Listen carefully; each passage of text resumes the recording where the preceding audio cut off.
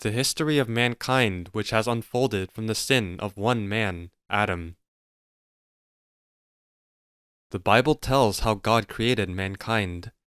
To be precise, it does not talk about how He created the whole of mankind, but Adam and Eve, the progenitors of the human race. First, God created Adam, and Adam's body contained the genes of all mankind. Then God gave an important command to Adam. You must not eat from the tree of the knowledge of good and evil, for when you eat from it, you will certainly die. But Adam ate the forbidden fruit and became a sinner. As his descendants, we too became sinners in Adam, and were born as sinners. Is there anyone in this world who does not commit any sins? There is no such person. It is not that a person sins intentionally. Neither do we hate other people because we have learned to do this. Hatred just rises up inside us in certain circumstances. Everyone is born with a sinful nature. This is because Adam sinned, and then his blood was passed down to us. The Apostle Peter wrote of the empty way of life handed down to you from your ancestors. We have inherited the blood of our ancestors. In the letter to the Hebrews it says, when Melchizedek met Abraham, Levi was still in the body of his ancestor. In other words, Abraham's descendants were in the loins of their ancestor. This is really amazing, isn't it? The aorta and the vena cava pass through the loins. These blood vessels are connected to the testicles in a man and the ovaries in a woman. So human reproduction begins in the loins.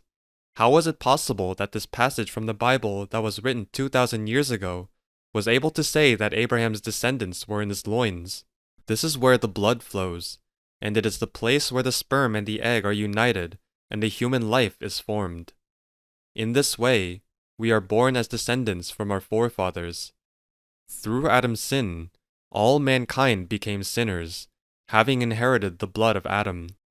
Outwardly, we may appear to be good, maintain certain moral standards, and be well-groomed, but in God's eyes, there is not a single human being who has no sin. Romans chapter 5 verse 12 says, therefore, just as sin entered the world through one man, and death through sin, and in this way death came to all people, because all sinned. The Bible says that sin entered the world through one man, and through the sin that one man committed, all have become sinners. The first sinners were driven out of the Garden of Eden, and as they continued their lives, they gave birth to children who were also sinners. As descendants of sinners were born, the number of people gradually increased, and the world became full of sin in relation to this. Then God judged mankind. This was the time of Noah's flood. The whole earth was submerged in water.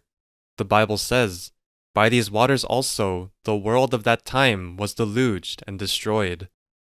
The 8 people who survived the flood at that time, Noah and his wife, their 3 sons, Shem, Ham, and Japheth, and their daughters-in-law, became the ancestors of mankind. The descendants of Japheth wandered towards Europe, while the descendants of Shem moved towards Asia. All of what people refer to as the great religions of this world originated from the descendants of Shem. The descendants of Ham wandered mostly towards Africa. Interestingly, when we examine the languages of the world, we occasionally come across words that they have in common. The word mommy, for example, is similar to the Korean word 엄마. It is also interesting to note that the Chinese character for ship can be divided into parts that together portray the meaning of 8 people in a boat. Isn't that strange? If we read the Bible carefully, we can see that ever since God created man, He has been watching over the history of mankind. In Genesis chapter 1, we read about the creation of the heavens and the earth, and in chapter 2, we find that in the Garden of Eden, Adam was commanded not to eat the fruit of the tree of the knowledge of good and evil. In chapter 3, we read that Adam disobeyed God and ate the forbidden fruit, and as a result, he was driven out of the Garden of Eden. After that, man lived outside the Garden of Eden. The Bible tells us the Garden of Eden lay in the region of the Euphrates and Tigris rivers. As children, we were taught, irrespective of any religion, that the region of the Euphrates and Tigris rivers was the cradle of civilization. Human civilization gradually developed in this way until someone came up with the idea of building a tall tower to avoid being destroyed by another flood or being scattered. The world's first king was a man by the name of Nimrod.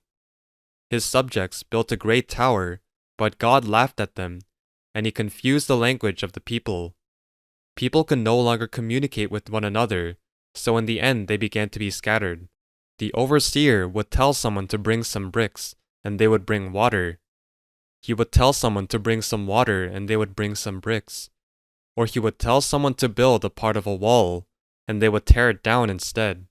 Nothing was being achieved, so those who did understand each other gathered together and left. Since mankind scattered northwards, southwards, eastwards, and westwards, and lived apart in this way, they all seem different, but actually everyone is born having inherited the blood of Adam.